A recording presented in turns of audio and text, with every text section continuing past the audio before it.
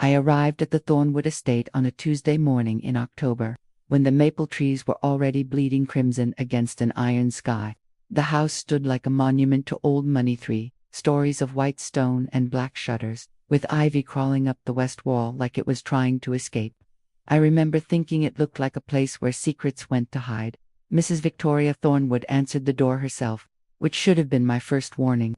Women like her didn't answer doors. She was tall, elegant, with dark hair pulled back so tight it seemed to stretch her smile. "You must be Sarah," she said, extending a hand that felt cold even through her silk glove. "Thank goodness you're here. Emma needs someone. Stable." The interview lasted 7 minutes.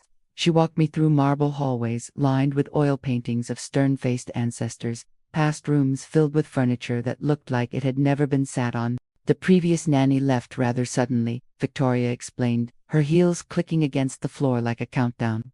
"Personal reasons. We need someone who can commit. Someone discreet." That word hung in the air between us. Discreet. "Emma's father passed away 18 months ago," she continued, stopping before a closed door at the end of the hall. Behind it, I could hear the faint sound of a child humming. "She's been difficult since then. We're hoping a fresh start will help."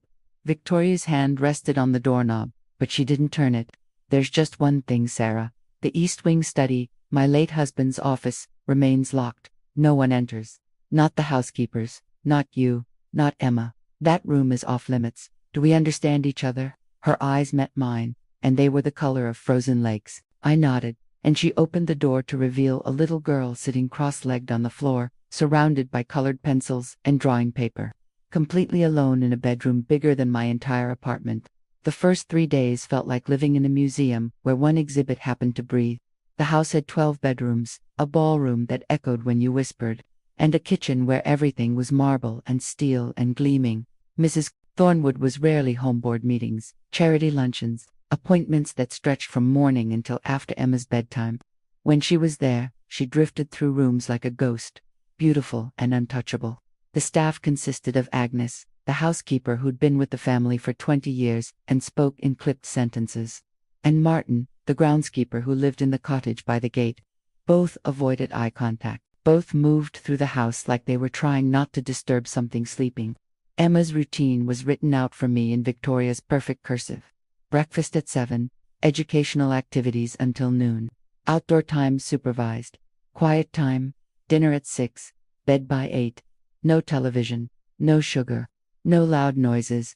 The schedule was laminated. The house was perfect in the way only unlived-in things can be. Every pillow arranged, every surface gleaming, every corner designed to impress rather than welcome. Emma's toys were organized by type and color in labeled bins. Her bookshelf held leather-bound classics, arranged alphabetically. Her closet looked like a department store display, but Emma herself was a shadow.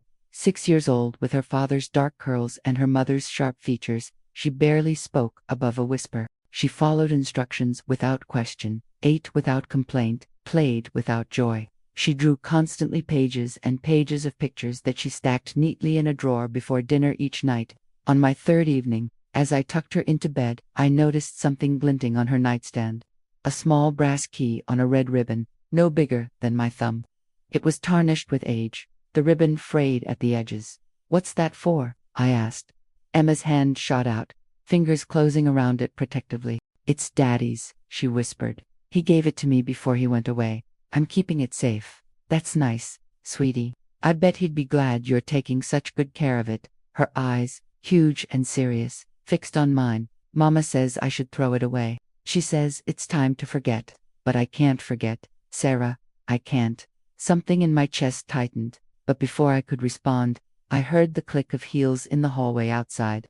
The forbidden room haunted the house like a held breath. The East Wing study sat at the end of a long corridor lined with more family portraits, generations of Thornwoods, staring down with expressions ranging from stern to severe. The door itself was solid oak, darker than the others, with a brass handle that Victoria had mentioned once more during my orientation. "I cannot stress this enough," she'd said, her voice dropping half an octave. "That room is sealed for legal reasons. Estate matters, very complicated. If I find that lock has been tampered with, employment will be terminated immediately. No references, no severance. Do I make myself clear?" "Crystal clear. but rules are funny things. The more emphatically they're stated, the more they draw attention to themselves. I found myself glancing down that hallway whenever I passed, noting how the dust gathered in the corners there, how the afternoon light never quite reached that door, how absolutely no one, not Agnes, not Martin, not even Victoria herself, ever walked down that particular stretch of corridor, if they could help it. Emma noticed my curiosity on the 5th day. We were playing in her room when she suddenly stopped building her block tower and looked at me with those two old eyes. "You want to know about Daddy's study," she said. "It wasn't a question. I'm just wondering why it's locked up," I admitted. "That's all." She was quiet for a long moment, then reached for her drawing pad. Her small fingers selected a black crayon, and she began to sketch. "Mama says Daddy's gone away forever. But that's not true. He's still here. I hear him sometimes." My skin prickled. "You hear him? At night, when the house is quiet, whispering." She kept drawing quick, frantic strokes. "He's trying to tell me something important, but I can't understand the words." The picture taking shape on the page showed a stick figure of a man behind bars. No, not bars. A door. A man trapped behind a door. "Emma, honey, your father passed away. You know that, right?" "He's not really." "I know what dead means," she said quietly, "but knowing doesn't make the whispers stop." Clue number 1 arrived on a Wednesday morning, hidden in plain sight the way the best secrets always are. I was helping Emma search for a lost hair ribbon in the library, a room we rarely used because Victoria preferred Emma to study in her bedroom. The library was all dark wood and leather-bound books that looked like they'd never been opened, with a rolling ladder attached to the shelves and windows that faced the east wing. Emma was searching under the reading chair when I noticed the book lying face down on the side table, as if someone had just set it down mid-read. Strange, because Agnes never left things out of place, and Victoria had barely been home all week. I picked it up, The Complete Tales of Edgar Allan Poe. The bookmark was a fold creased, showing a younger Victoria and a handsome man with dark curls like Emma's, standing in front of this very house. He was laughing at something off camera, his arm around Victoria's waist, and she was looking at him with an expression I'd never seen on her face. Genuine happiness, written on the back in masculine handwriting. "To my darling V. May, we never have secrets from each other. All my love, James." I heard Emma's sharp intake of breath. She'd climbed up beside me, staring at the photo. "That's Daddy," she whispered, touching his face with one finger. Before what?" But she just shook her head and went back to searching for her ribbon, and I returned the photograph to the book, noting the page it had marked, "The Telltale Heart," the story about a murderer driven mad by the sound of the victim's heartbeat beneath the floorboards. That night, I lay in my small room on the 3rd floor, the former servants' quarters, and listened to the house settle around me. Old houses make noises, everyone knows that. Pipes groaning, wood expanding and contracting, the whisper of wind through drafts. But at 2:47 a.m., I heard something else, a low, rhythmic thumping coming from somewhere below, regular as a heartbeat. For exactly 3 minutes before it stopped, the house showed its teeth slowly, like a predator testing its prey. Small things at first. My belongings moved slightly when I was certain I'd left them elsewhere. My phone dying even though I'd charged it overnight. The feeling of being watched that crawled up my spine whenever I walked past the East Wing corridor. Agnes grew colder, her responses clipped to the point of rudeness. When I asked her about James Thornwood, what kind of man he'd been, how he'd died, she'd pressed her lips together until they disappeared. "Heart attack," she'd said finally. "Very sudden, very tragic, and very much not our business to discuss. But Emma says Emma is a child with an active imagination who's been through trauma. The kindest thing you can do is help her move forward, not encourage her fantasies." Agnes had turned away, polishing a silver candlestick with violent efficiency.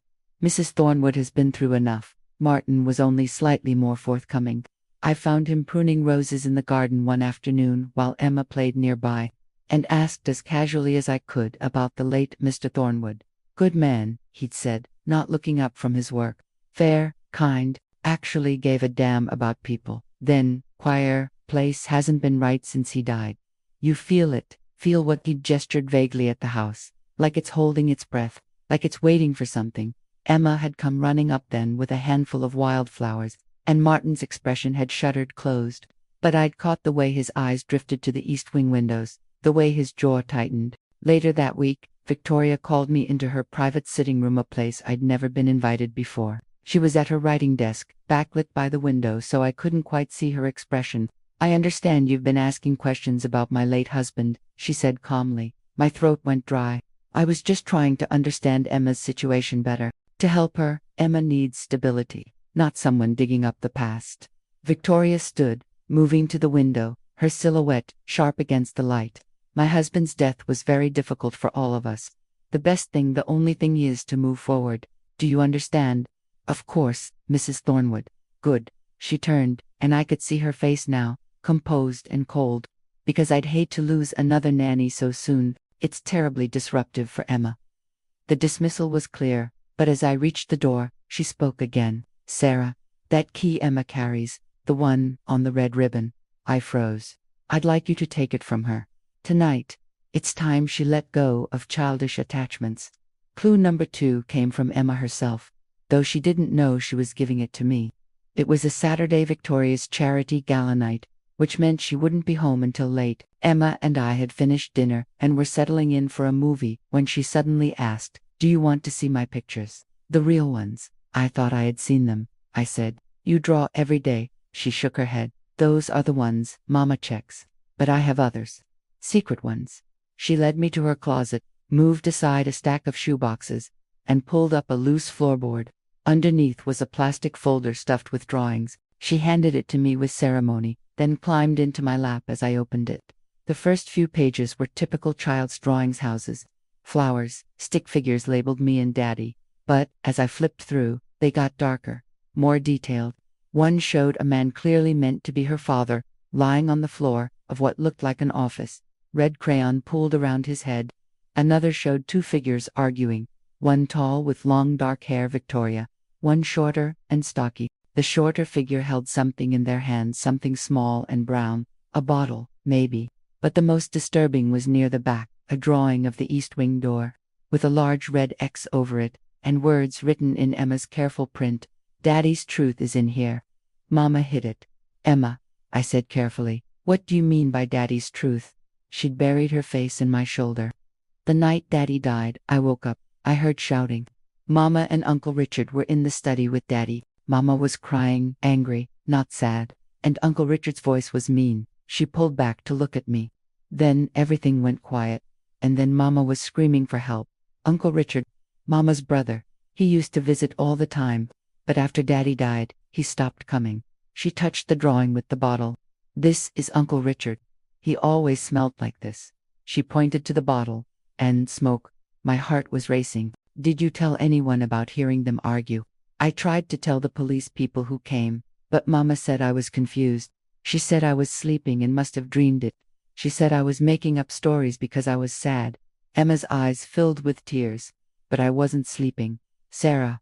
I was awake. I heard everything." I held her while she cried, and in my mind, pieces were clicking together like a lock finally turning the sealed study. The forbidden questions, Victoria's obsession with discretion, the photograph with its inscription about secrets, Agnes and Martin's tight-lipped discomfort, and that key around Emma's neck, which Victoria wanted me to take. The next morning, I made a decision that would change everything. While Victoria was at Sunday brunch with her society friends and Emma was having her quiet time, I walked down that forbidden hallway to the East Wing study. My heart hammered as I approached the door.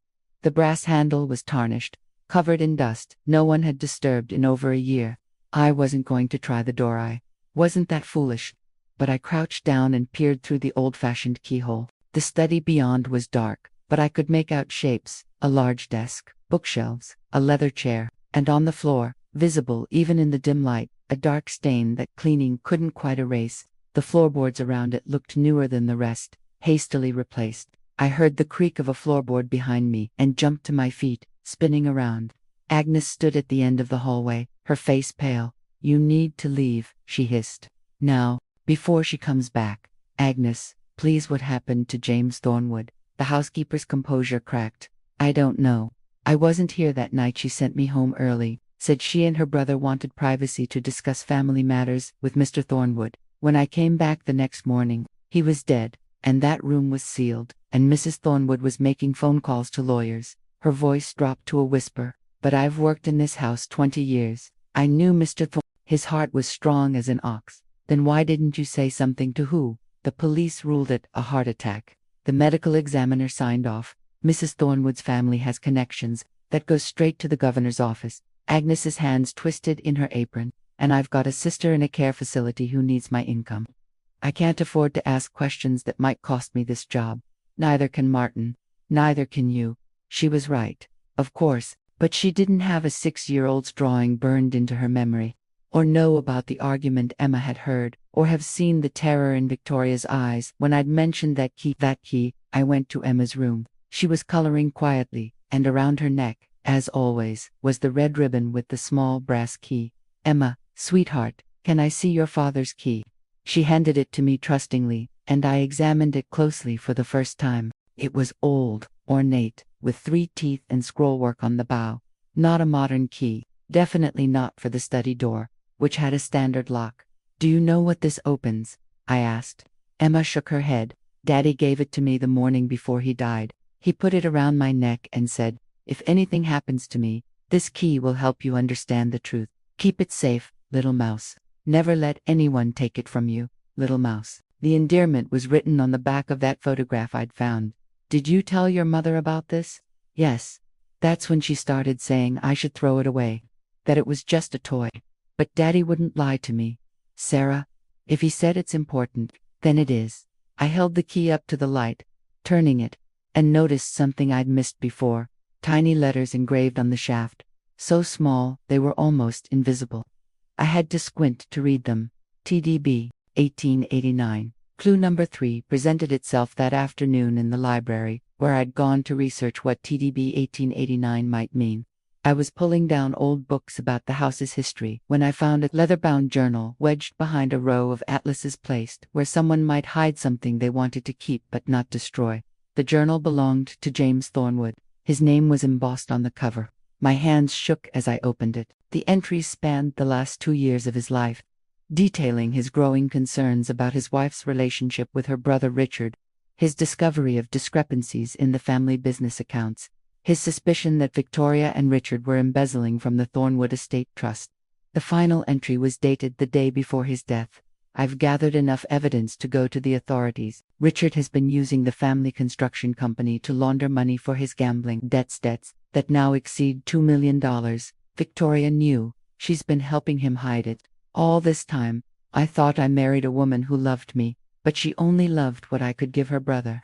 I've moved the evidence to the safety deposit box at First National Box 447, along with updated records proving the Thornwood estate is in my name alone, not jointly held. If anything happens to me, Emma will inherit everything when she turns 18, and Victoria will have nothing but what the prenuptial agreement allows, this house and a modest trust. Tomorrow I confront them. Tomorrow I tell them it's over. The authorities will be contacted. Richard will face charges. Victoria will be divorced. Emma deserves a parent who puts her first.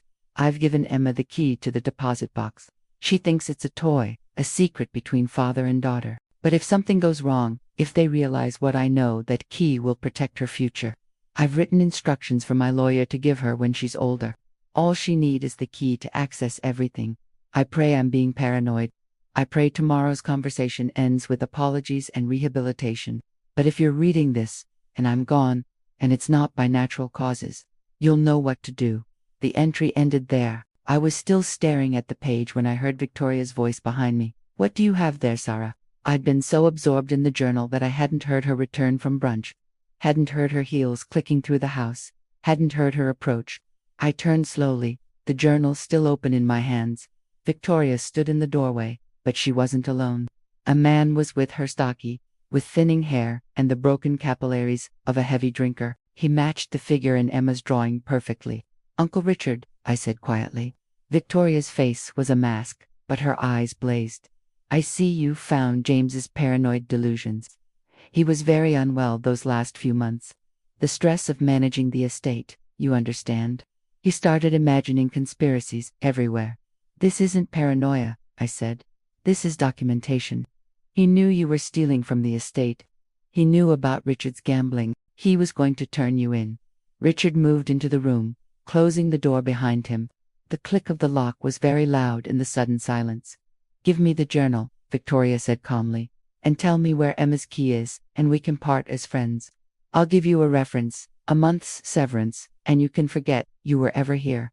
And if I don't, then we'll have to do this the hard way." She glanced at Richard, who cracked his knuckles. James thought he was so clever, hiding his evidence, giving Emma that key. But he forgot one thing. Who would believe a 6-year-old child over her grieving mother? Even with the key, Emma's too young to access that deposit box for years. By then, who knows what story she had been told about her father? Who knows if she even remembered that night? "You killed him." The words came out flat, certain. "Richard helped," Victoria said. The medication Richard gave him was virtually undetectable, mimics a heart attack, perfectly. The medical examiner was a friend of the family, very accommodating. James collapsed in his study during what the police reports call a heated argument about family business matters. Tragic, really. The stress finally got to his heart. "Emma heard you." Emma was 6 years old and half asleep. The police psychologist said her testimony was unreliable. Case closed. Victoria's smile was cold. "Now, the journal, the key, and your signed NDA before you leave." I looked at the journal in my hands, at Richard blocking the door, at Victoria's implacable expression. I thought about Emma upstairs, clutching her drawings, wearing that key around her neck because her father had told her to keep it safe.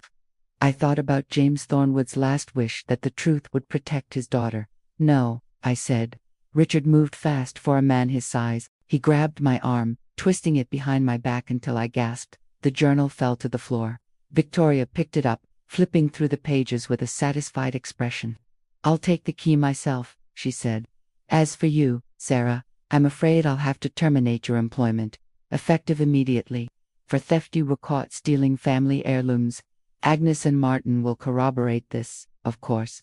They're very loyal, and by the time you leave here, you'll have signed documents stating you'll never contact this family again, never speak of anything you saw or heard, under penalty of lawsuit for defamation. Emma will tell people the truth. Emma is a disturbed child who'll be receiving excellent psychiatric care to help her process her father's death and stop her from making up stories." Victoria's voice was silk over steel. "No one will believe her. And if you try to speak up, well, who would believe a disgraced nanny over me?" Richard shoved me toward the door. "Let's get this over with." I was escorted to my room and told to pack while Richard stood guard outside. Through my window, I could see Emma in the garden below, drawing in her sketchpad, unaware that I was about to disappear from her life the way every other person who might have helped her had disappeared. I packed slowly, my mind racing. The journal was gone, but Emma still had the key, and Victoria didn't know I'd read James's entry, didn't know I knew about the deposit box at First National, box 447. When Agnes brought me the NDA to sign, her face, carefully blank-eye, made a show of reading every line, buying time. As I signed, I palmed a piece of notepaper from the desk and quickly scrawled, "First National Bank, box 447. Your father's key opens it.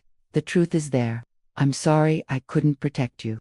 Sarah." I folded it small and tight. Downstairs, Victoria stood in the foyer with Martin, who wouldn't meet my eyes. Richard handed me a final document, a sworn statement that I'd been terminated for theft and would face legal action if I contacted the family or made any defamatory statements. I signed it. I had no choice.